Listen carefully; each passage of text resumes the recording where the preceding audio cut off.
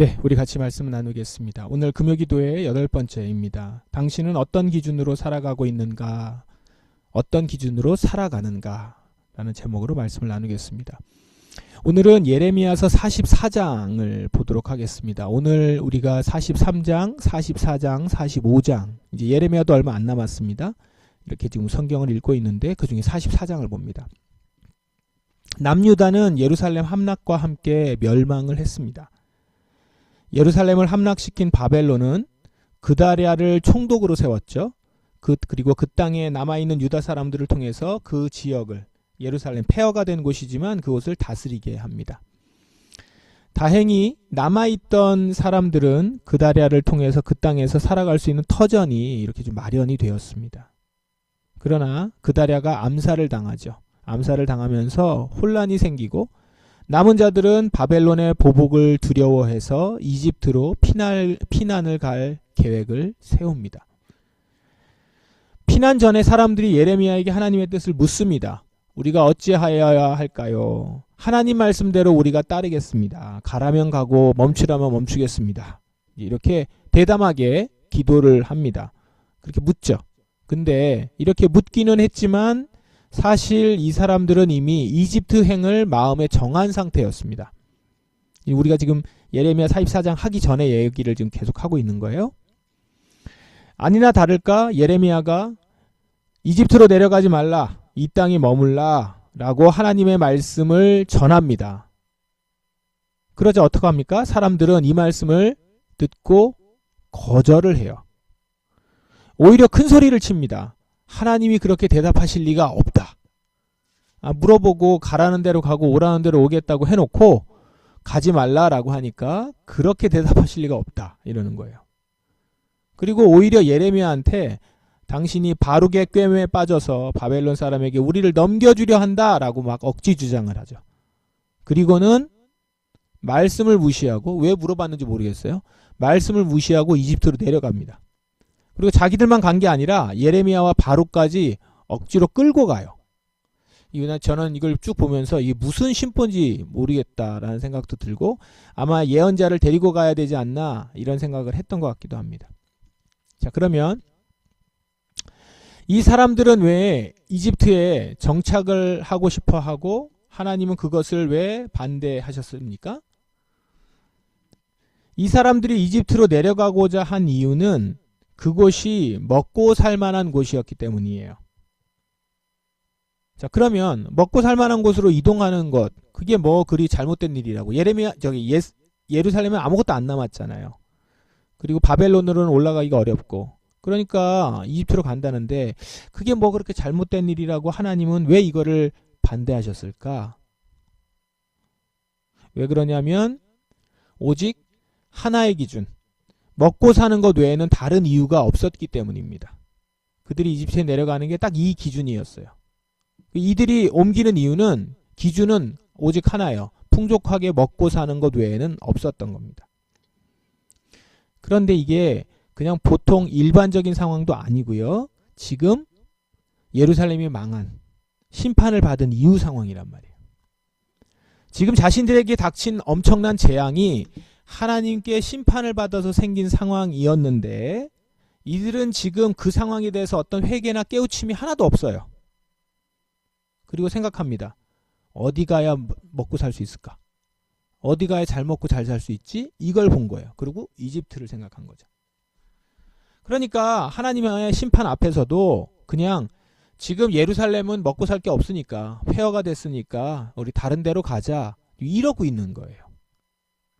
얼마나 무감각합니까? 하나님의 재앙이 무색할 정도죠. 하나님의 재앙도 굉장히 무서운데 이들의 심성이 저는 더 무섭게 느껴집니다. 어떻게 이렇게 강팍한지. 이런 그들에게 예레미야가 전하는 메시지를 한번 들어보십시오. 만군의 여호와 이스라엘 하나님께서 이렇게 말씀하셨다. 너희가 내가 예루살렘과 유다 여러 마을에 내린 재앙을 보았다. 보아라. 그 마을들은 오늘날 아무도 살지 않는 폐허가 되었다.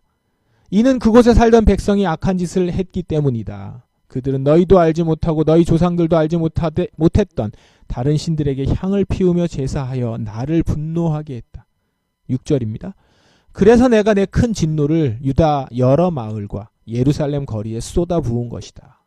그리하여 예루살렘과 유다의 여러 마을은 황무지가 되었고 지금까지도 폐허로 돌무더기로 남아 있다. 그러니까 하나님의 진노로 망했다는 거예요. 바벨론 때문에 망한 것이 아니라 하나님께서 심판하셔서 재앙을 내리셔서 망하게 된 것이다. 이들이 그렇게 된, 폐허가 된 이유, 너희 조상들의 한 짓 때문에 그렇다. 너희 조상들이 이런 짓을 했다라는 얘기를 쭉 하고 있는 것이죠. 조상들의 죄로 예루살렘이 폐허가 되었다는 사실, 이것만으로 참 충격적이죠. 그런데 더 놀라운 것은 그런 폐허를 눈으로 보고도, 그 재앙을 보고도, 심지어 재앙을 자기들이 닥쳐서 당했어도 이 세대는 아직 정신을 못 차리고 있다라는 게 더 놀랍습니다. 이어서 예레미야가 계속 이야기합니다. 너희는 이제 그 대상들에게 얘기하는 거죠. 너희 조상이 저지른 죄를 잊었느냐? 유다의 왕과 왕비들, 그리고 너희와 너희 아내들이 유다 땅과 예루살렘 거리에서 저지른 죄를 잊었느냐? 유다 백성은 오늘날까지도 너무 교만하다. 나를 존경할 줄 모르고 내 가르침을 따르지 않는다. 내가 너희와 너희 조상에게 가르쳐준 율법에 순종하지 않는다. 여기까지만 읽겠습니다. 16절은 조금 이따 볼 거예요. 전혀 바뀌지 않았다는 겁니다. 이들이 전혀 바뀌지 않았다는 걸 고발하고 있는 거예요. 조상들이 저지른 죄를 그대로 답습하고 있고 여전히 교만하고 여전히 하나님을 경외하지도 가르침을 따르지도 않습니다. 이들은 그저 여전히 하나님의 말씀은 안중에 없고 그저 내 먹을 궁리만 지금 하고 있다는 거예요. 그러니까 왜 망했는지도 돌아보지 않죠. 그저 이렇게 생각하는 것 같아요. 왜 우리 때 망해가지고 우리를 이 고생시키나 이러지 않나 싶습니다. 그리고 자기 조상들처럼 여전히 이집트에 대한 환상이 있어요. 마치 이집트는 우리를 도와줄 수 있는 아군이고 구원해줄 나라로 본 거예요. 요즘 우리나라의 극우 기독교인들이 어느 나라를 보고 하듯이 그러는 거예요. 하나님의 바벨론을 치실 거라는 거예요. 하나님이 바벨론을 치실 거고 이집트를 통해서 우리를 구원하실 것이다. 이걸 무작정 믿었었거든요. 이스라엘 왕궁이, 유다 왕궁이요. 그리고 하나님은 예레미야를 통해서 그것이 잘못된 생각이다. 이걸 그들의 조상에게 누차 경고해 왔는데 그 말을 듣지 않아서 망한 겁니다. 그런데 지금 이 사람들도 여전히 조상들의 모습을 답습하고 있는 거예요. 이집트에 가면 살 수 있다. 이거죠. 그러므로 하나님께서는 이 사람들에게 이집트로 내려가지 말라라고 얘기를 하신 겁니다. 이 말씀은 그냥 거기 가서 사는 것, 어디 이동하는 것, 타이밍이 맞지 않아, 뭐 계약서에 계약금이 맞지 않아, 이게 아니고요. 이제 옛 습성을 버리고 조상들이 했던 그대로 똑같은 짓을 여전히 하고 있는 그 습성을 버리고 하나님 말씀을 전적으로 신뢰해서 하나님이 어떻게 행하시는지를 이제부터는 보아와서 조상들의 죄를 답습하지 말라라고 하는 의미가 담겨 있는 것이죠. 이집트에 내려가지 말라. 자, 그런데 이 사람들 여전히 강팍합니다. 예레미야의 경고와 이런 심판의 메시지까지 다 들었음에도 불구하고 16절 당신이 여호와의 이름으로 우리에게 말하는 것을 듣지 않겠소. 이렇게 얘기합니다. 얼마나 강팍합니까? 그리고 그냥 듣지 않겠다라는 게 아니라 이들은 자신들만의 믿음이 있었어요. 계속되는 그들의 말을 한번 들어보십시오. 우리는 우리 입으로 맹세한 것을 빠짐없이 지켜서 하늘 여신에게 향을 피워 올리고 부어드리는 제물인 전 제물을 바쳐 여신을 섬기겠소. 지금 이 사람들이 하는 얘기입니다. 이집트에 내려간 사람들이.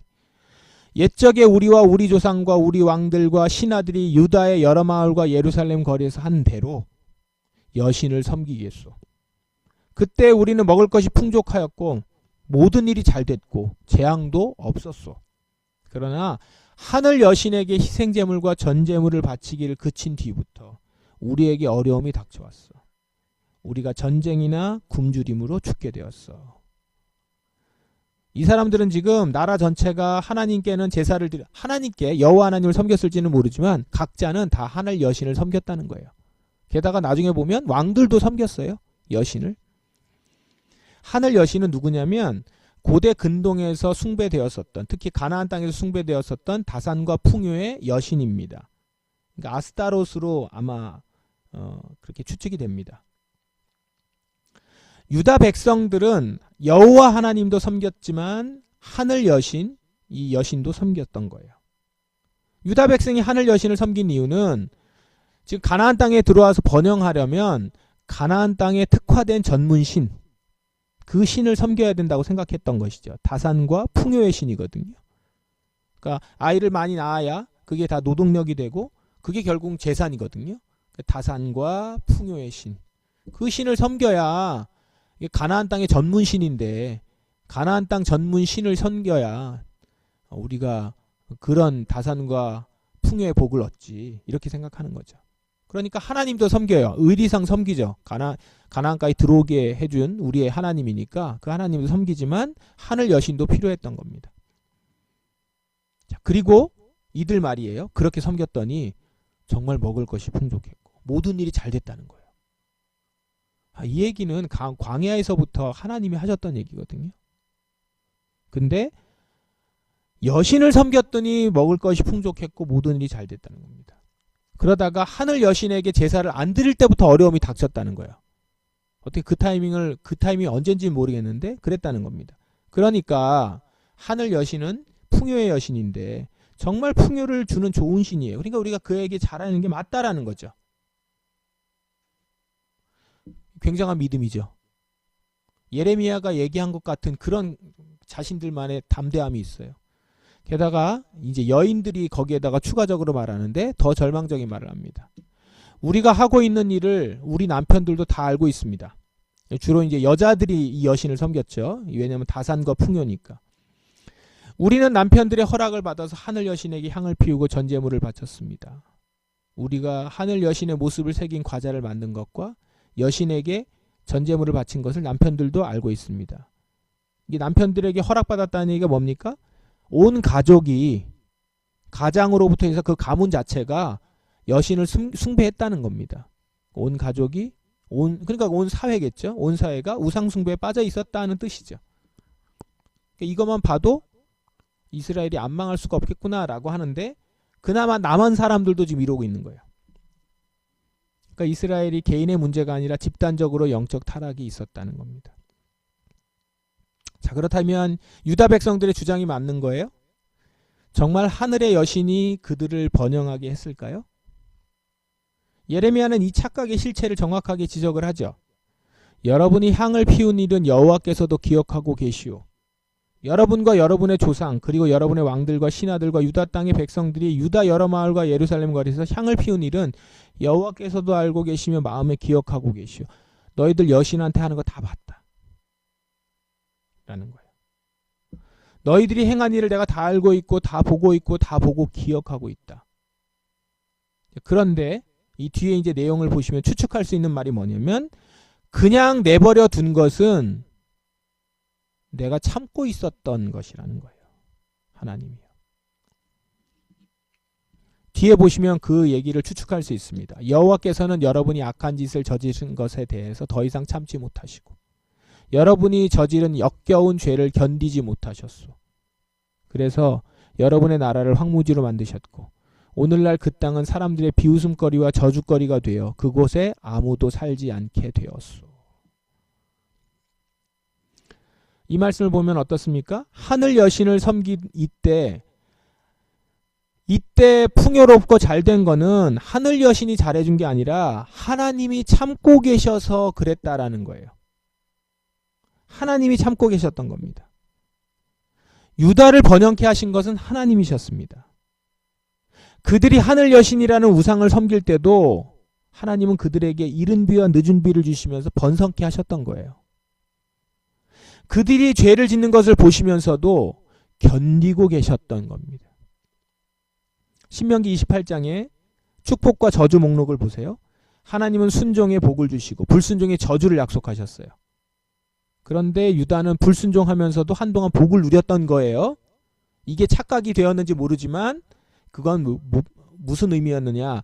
하나님의 심판이 미뤄진 것이지 하늘 여신의 능력으로 복을 받은 게 아니라는 겁니다. 유다는 지금 하나님의 인내를 우상의 능력으로 착각했습니다. 단순히 우상을 섬긴 것이 아니라 하나님의 은혜를 우상의 공으로 돌리는 심각한 착각에 빠졌던 거예요. 죄에 죄를 더하고 있죠. 그냥 우상만 섬긴 게 아니라 하나님의 것을 빼앗아서 우상에게 돌리고 있는 거예요. 하나님이 주신 번영을 하늘 여신이 준 것으로 오해한 것이죠. 아니 그렇게 믿어버린 것이죠. 이것은 마치 오늘날 우리가 하나님의 축복을 나의 노력이나 나의 운의 결과로 돌리는 것과 같습니다. 예레미야는 다시 분명히 말합니다. 이 모든 일이 일어난 까닭은 여러분이 다른 신들에게 향을 피워서 올리고 여호와께 죄를 지었기 때문이요.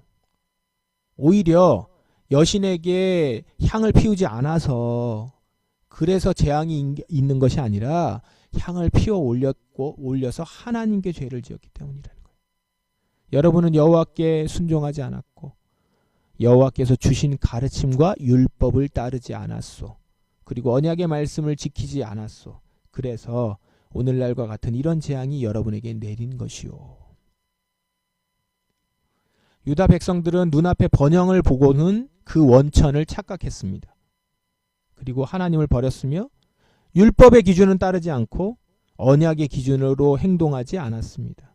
그저 당장 눈에 보이는 번영을 줄 만한 대상이라고 여겨지는 대상을 찾아서 자신이 그 대상을 정하고 선택해서 행동한 것이죠. 여러분, 유다 백성들의 문제가 무엇입니까? 그들은 결과로 원인을 자의적으로 판단했다는 겁니다. 지금 번영했으니까 하늘 여신은 좋은 신이다. 내가 하늘 여신을 섬겼는데 번영했어. 하늘 여신은 좋은 신이다. 어려워졌어요. 하늘 여신을 안 섬겼었다. 그런데 이것은 진실이 아니었습니다.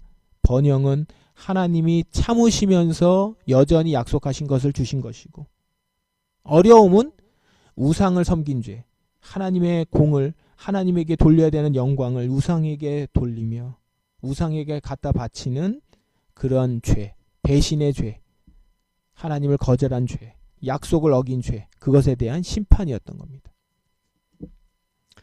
오늘 우리는 어떻습니까? 지금 사업이 잘 되니까 내 판단이 옳았던 거야.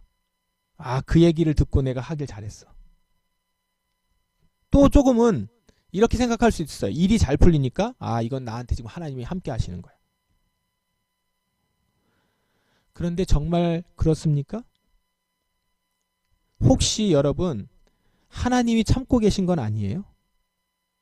나의 번영 가운데서도 혹시 하나님이 참고 계신 건 아닙니까? 잘 되면 다 좋은 건가요? 혹시 하나님이 참고 계신 것은 아닌지, 혹시 지금 회개할 기회를 주시면서 미루고 계신 것은 아닌지, 기준을 잘 보셔야 됩니다. 번영과 지금 내가 가지고 있는 잘됨이 기준이 아니고 하나님의 말씀이 기준이어야 되거든요. 율법이 기준이어야 되는 것이죠. 그 말씀으로 보아서 나의 모습을 하나님이 지금 참고 계신 것은 아닌지, 하나님 회개할 기회를 주시면서 미뤄주고 있는 것은 아닌지. 반대로 요즘 힘드니까 하나님이 나를 버리신 것 같아. 기도해도 안 되니까 하나님이 안 계신가 봐. 정말 그렇습니까? 혹시 하나님이 나를 말씀으로 돌아오게 하시려고 징계하시거나 혼내신 건 아니에요? 혹시 기준을 잘 잡으라고 나를 흔드시고 나를 일깨우시려고 하신 것은 아닙니까?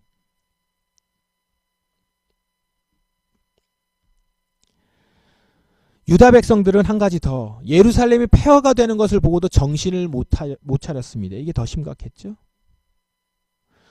우리가 잘못해서 이렇게 됐구나. 내가 기준을 잘못 가지고 있었구나. 그게 아니라 다른 데 가서 다시 잘 살아보자. 여기 아닌가 봐. 이러고 있었다는 것이죠. 여러분 어떻습니까? 우리가 가정에서, 직장에서, 우리 건강에 대해서 여러 어려운 일이 있을 수 있잖아요. 그리고 있었을 때가 있을 텐데 우리는 그때 무엇을 생각했습니까? 하나님, 제가 어디서 무언가 잘못한 건 아닙니까? 하나님, 제가 잘못된 길을 가는 것을 주님께서 막으신 건 아닙니까? 이렇게 물었습니까? 아니면 어떻게 하면 이성을 빨리 벗어나지? 어디 가면 나은 것을 얻을 수 있지? 내가 뭘 실수를 해서 지금 실패한 것이지? 내가 뭘 좀 잘못 먹어가지고 건강이 약해졌지? 이것만 생각합니까?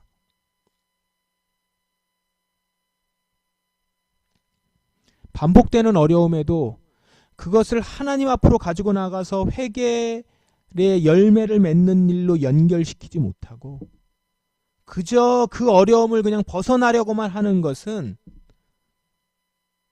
이 유다 백성들처럼 여전히 그 기준이 하나님 말씀이 아니요 자신의 유익과 번영에 있는 모습인 것입니다.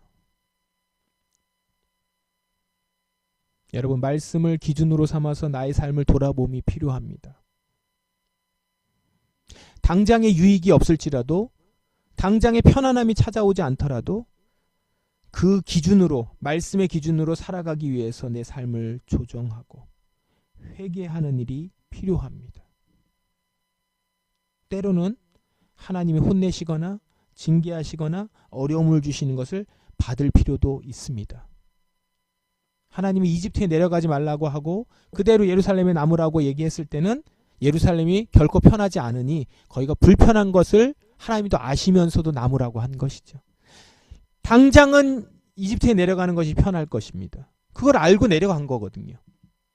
그러나 하나님은 그 폐허가 된 곳에서, 그러나 그곳에서 굶게 하지 않으셨거든요. 그곳에서 나오는 최소한의 것을 먹으면서, 그곳에서 회개의 열매를 먹으면서 지키고 있었을 때 하나님이 그곳에서 다시 회복시켜 주시지 않았을까요?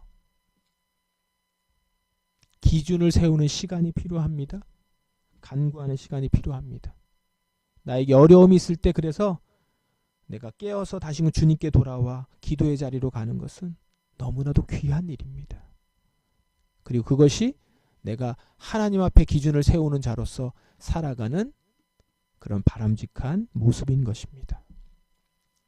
오늘 여러분, 편안함이 아니라 순종이, 번영이 아니라 말씀이 우리를 살린다는 것을 기억하시면서 말씀 가운데서 나 자신을 돌아보며 내게 오늘도 말씀하시는 주님의 말씀을 귀 기울이며 내가 이미 정해놓은 것을 가지고 하나님께 통보하는 것이 아니라 주님의 말씀 앞에서 나 자신을 비추어서 조정하고 돌아보며 회개하는 여러분이 되기를 바랍니다.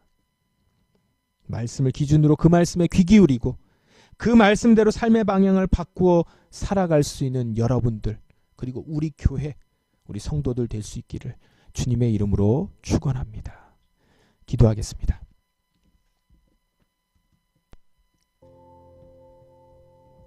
우리 말씀을 기억하시면서 이 시간 기도합시다.